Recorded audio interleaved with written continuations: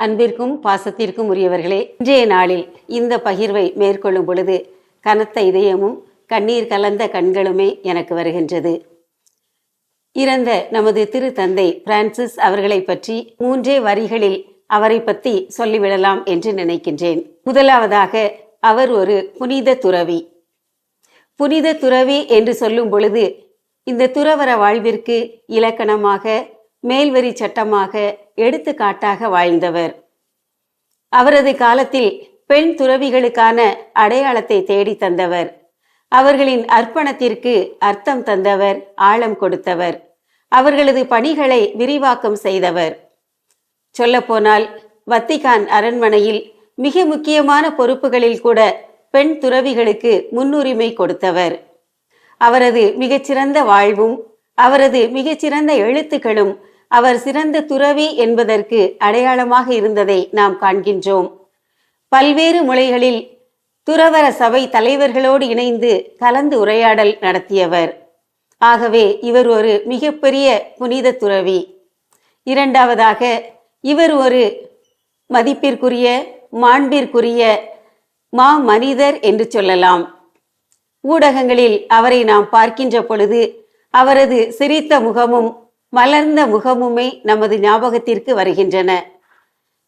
திரு அவையின் தலைவர் என்று சொல்லக்கூடிய நிலையில் இருந்தாலும் கூட எல்லா கவலைகளையும், கஷ்டங்களையும், டென்ஷன்களையும் கூட வெளிக்காட்டி கொள்ளாது எப்பொழுதும் மலர்ந்த முகத்தோடு, புன்சிரிப்பு கலர்ந்த முகத்தோடு இருந்தவர்.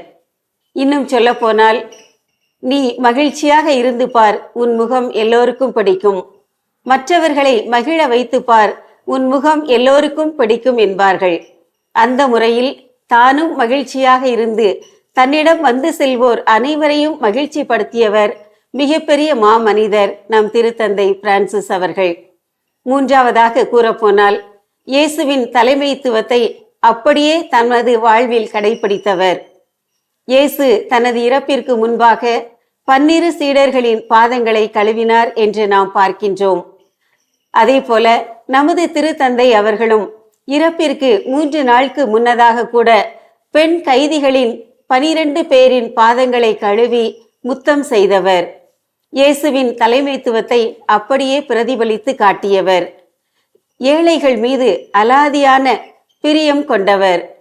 எடுத்துக்காட்டாக, உக்ரைன், ரஷ்யா நாடுகளுக்கிடையே இருந்த போரில் உக்ரைன் மக்களுக்கு இத்தாலியில் மிகுந்த வரவேற்பும் மதிப்பும் மரியாதையும் வாழ்வும் கொடுத்தவர். கடந்த 6 ஆண்டுகளில் நமது திருத்தந்தை அவர்களை 2 முறை நேரில் சந்தித்திருக்கின்றேன். 10 ஆண்டுகளுக்கு முன்பாக ஒரு முறை சந்தித்திருக்கிறேன். 10 ஆண்டுகளுக்கு முன்பாக நான் அவரை சந்தித்த பொழுது அவர் மிகச்சிறிய அருமையான ஒரு புள்ளிமான் போல அந்த கூட்டத்தில் துள்ளி உலா வந்து கொண்டிருந்தார். மக்கள் ஒவ்வொருவரையும் சென்று பார்ப்பதும், சின்னஞ்சிறுவர்களை அரவணைப்பதும், மக்களுக்கு கை கொடுப்பதும், ஒவ்வொருவரையும் வரவேற்பதும் அவரது இயல்பாக இருந்தது. உண்மையிலேயே நான் அசந்து போயிருந்தேன். 4 ஆண்டுகளுக்கு முன்பாக நான் பார்த்த பொழுது சிறிது தளர்வு, கையில் ஒரு வாக்கிங் ஸ்டிக்கோடு அவர் வந்த கோலம் மிக வருத்தமாக இருந்தது. கடந்த ஆண்டு பார்க்கும் பொழுது வீல் சேரில் அழைத்து வரப்பட்டார். எந்த அசைவும் இல்லாமல் மிகவும் தோய்ந்து போயிருந்தார். ஆனால் அவரை பார்ப்பதற்காக உலகெங்கிலும் இருந்து வந்த மக்கள் பாப்பா வாழ்க என்று கூறிய பொழுது அவரது முகம் பிரகாசித்தது. மக்கள் அனைவரும் ஓங்கி ஓங்கி அவரை வாழ்க வாழ்க என்று வாழ்த்தியது நாமும் இந்த திரு அவையில் இந்த திருத்தந்தையின் பாதுகாப்பில் வழி நடத்துதலில் ஒரு அங்கம் என்று நினைத்து மனமகிழ்ந்து பூரிக்க தோன்றியது. ஆம், அன்பிற்குரியவர்களே, இந்த திருத்தந்தையின் மறைவு என்பது நம் அனைவருக்கும் ஒரு இழப்பு. திருச்சபைக்கு பேரிழப்பு, அகில உலகத்திற்குமே மிகப்பெரிய இழப்பு. சிறப்பாக பெண் துறவிகள் ஒவ்வொருவருக்கும் தாங்க இயலாத இழப்பு.